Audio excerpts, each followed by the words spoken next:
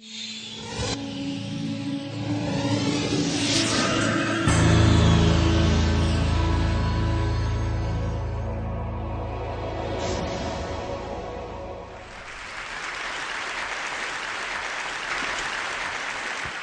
going to tell you a little bit about my TEDx Houston talk. I woke up the morning after I gave that talk with the worst vulnerability hangover of my life. And I actually didn't leave my house for about 3 days. The first time I left was to meet a friend for lunch. And when I walked in, she was already at the table, and I sat down, and she said, "God, you look like hell." I said, "Thanks. I feel really, I'm not functioning." And she said, "What's going on?" And I said, "I just told 500 people that I became a researcher to avoid vulnerability, and that when being vulnerable emerged from my data as absolutely essential to wholehearted living, I told these 500 people that I had a breakdown. I had a slide that said breakdown. At what point did I think that was a good idea?" And she said, "I saw your talk live streamed. It was not really you. It was a little different than what you usually do, but it was great."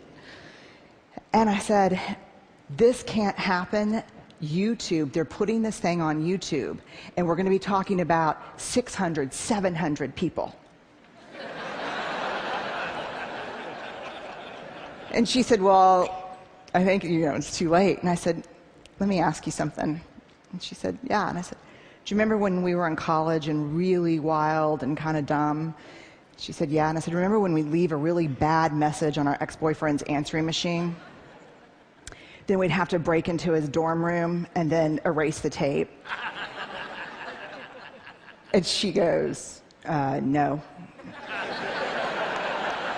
So, of course, the only thing I could think of to say at that point was, "Yeah, me neither. Yeah, me neither."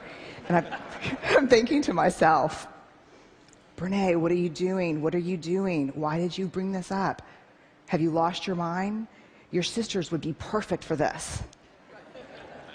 So I looked back up, and she said, "Are you really going to try to break in and steal the video before they put it on YouTube?" And I said, "I'm just thinking about it a little bit." She said, "You're like the worst vulnerability role model ever." And then I looked at her and I said something that at the time felt a little dramatic, but ended up being more prophetic than dramatic. I said, "If 500 turns into 1,000 or 2,000, my life is over." I had no contingency plan for 4 million. And my life did end when that happened. And maybe the hardest part about my life ending is that I learned something hard about myself, and that was that as much as I would be frustrated about not being able to get my work out to the world, there was a part of me that was working very hard to engineer staying small, staying right under the radar. But I want to talk about what I've learned. There's 2 things that I've learned in the last year. The first is vulnerability is not weakness. And that myth is profoundly dangerous. Let me ask you honestly, and I'll give you this warning. I'm trained as a therapist, so I can outweight you uncomfortably. So if you could just raise your hand, that would be awesome. How many of you, honestly, when you're thinking about doing something vulnerable or saying something vulnerable, think, God, vulnerability is weakness, this is weakness? How many of you think of vulnerability and weakness synonymously? The majority of people. Now let me ask you this question. This past week at TED, how many of you, when you saw vulnerability up here, thought it was pure courage? Vulnerability is not weakness. I define vulnerability as emotional risk, exposure, uncertainty. It fuels our daily lives. and I've come to the belief, this is my 12th year doing this research, that vulnerability is our most accurate measurement of courage. To be vulnerable, to let ourselves be seen, to be honest. One of the weird things that's happened is after the TED explosion, I got a lot of offers to speak all over the country. Everyone from schools and parent meetings to Fortune 500 companies. And so many of the calls went like this: hey, Dr. Brown, we loved your TED Talk. We'd like you to come in and speak. We'd appreciate it if you wouldn't mention vulnerability or shame. So, what would you like for me to talk about? There's 3 big answers. This is mostly, to be honest with you, from the business sector: innovation, creativity, and change. So let me go on the record and say, vulnerability is the birthplace of innovation, creativity, and change.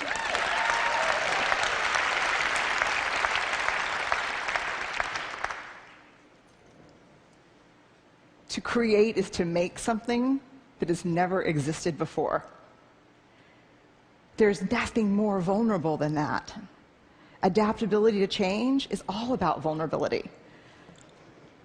The second thing, in addition to really finally understanding the relationship between vulnerability and courage, the second thing I learned is this: we have to talk about shame.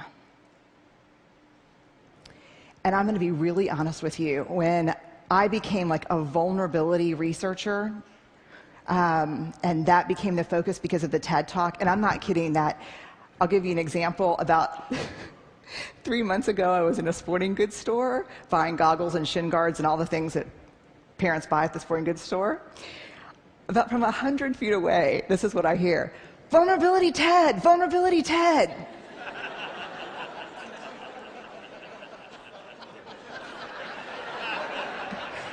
Yeah, I'm a 5th-generation Texan. Our family motto is lock and load.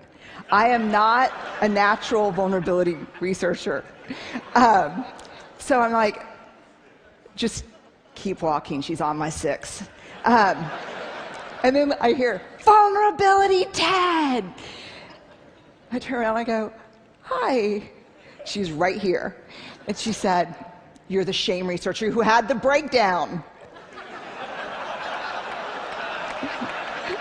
At this point, parents are like pulling their children close to like, look away. And I'm so worn out at this point in my life. I look at her and I actually say, it was a frickin' spiritual awakening. And she looks back and does this. I know. And she said, we watched your TED Talk in my book club. Then we read your book, and we renamed ourselves the Breakdown Babes. And she said, our tagline is, we're falling apart, and it feels fantastic.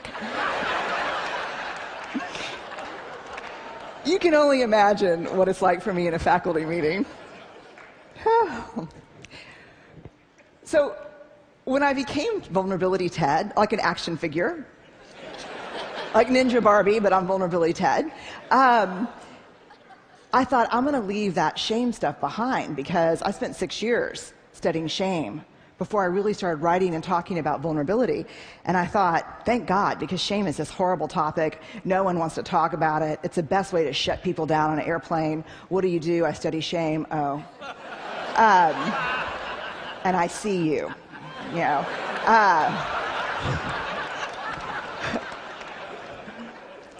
But in surviving this last year, I was reminded of a cardinal rule, not a research rule, but a moral imperative from my upbringing. You gotta dance with the one who brung you. And I did not learn about vulnerability and courage and creativity and innovation from studying vulnerability. I learned about these things from studying shame. And so I want to walk you in to shame. Jungian analysts call shame the swampland of the soul. And we're going to walk in, and the purpose is not to walk in and, construct a home and live there. It is to put on some galoshes and walk through and find our way around. Here's why. We heard the most compelling call ever to have a conversation in this country, and I think globally, around race, right? Yes, we heard that. Yes? Cannot have that conversation without shame. Because you cannot talk about race without talking about privilege, and when people start talking about privilege, they get paralyzed by shame. We heard a brilliant, simple solution to not killing people in surgery, which is have a checklist. You can't fix that problem without addressing shame, because when they teach those folks how to suture, they also teach them how to stitch their self-worth to being all-powerful. And all-powerful folks don't need checklists. And I had to write down the name of this TED Fellow so I didn't mess it up here. Mishkin Ingawale. I hope I did right by you.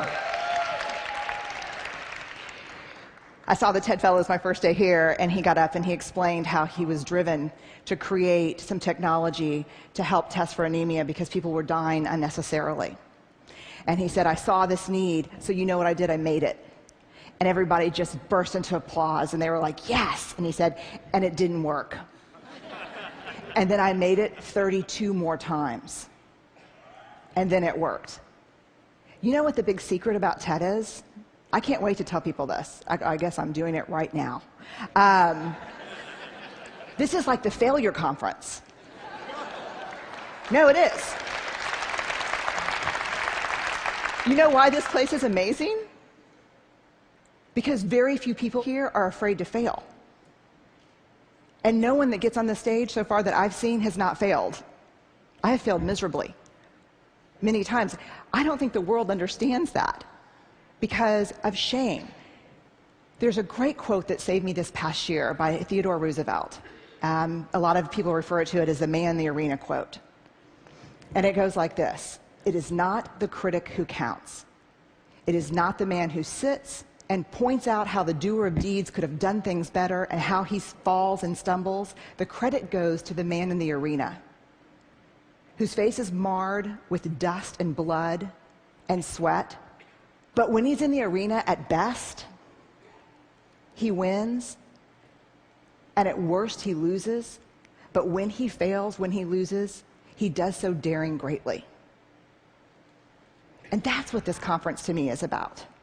That's what life is about daring greatly, about being in the arena. When you walk up to that arena and you put your hand on the door and you think, I'm going in and I'm going to try this, shame is the gremlin who says, you're not good enough. You never finished that MBA. Your wife left you. I know your dad really wasn't in Luxembourg, he was in Sing Sing. I know there's things that happened to you growing up. I know you don't think that you're pretty enough or smart enough or talented enough or powerful enough. I know your dad never paid attention even when you made CFO. Shame is that thing. And then if we can quiet it down and walk in and say, I'm going to do this, we look up and the critic that we see pointing and laughing, 99% of the time is who? Us. Shame drives two big tapes: never good enough, and if you can talk it out of that one, who do you think you are? The thing to understand about shame is it's not guilt. Shame is a focus on self. Guilt is a focus on behavior. Shame is I am bad. Guilt is I did something bad. How many of you, if you did something that was hurtful to me, would be willing to say, I'm sorry, I made a mistake? How many of you would be willing to say that? Guilt. I'm sorry, I made a mistake. Shame. I'm sorry, I am a mistake. There is a huge difference between shame and guilt. And here's what you need to know. Shame is highly, highly correlated with addiction, depression, violence, aggression, bullying, suicide, eating disorders. And here's what you even need to know more. Guilt inversely correlated with those things. The ability to hold something we've done or failed to do up against who we want to be is incredibly adaptive. It's uncomfortable, but it's adaptive. The other thing you need to know about shame is it's absolutely organized by gender. If shame washes over me and washes over Chris, it's going to feel the same. Everyone sitting in here knows the warm wash of shame. We're pretty sure that the only people who don't experience shame are people who have no capacity for connection or empathy. Which means, yes, I have a little shame. No, I'm a sociopath. So I would opt for yes, you have a little shame. Shame feels the same for men and women, but it's organized by gender. For women, the best example I can give you is Anjali, the commercial. I can put the wash on the line, pack the lunches, hand out the kisses, and be work at 5 to 9. I can bring home the bacon, fry it up in the pan, and never let you forget you're a man. For women, shame is do it all, do it perfectly, and never let them see you sweat.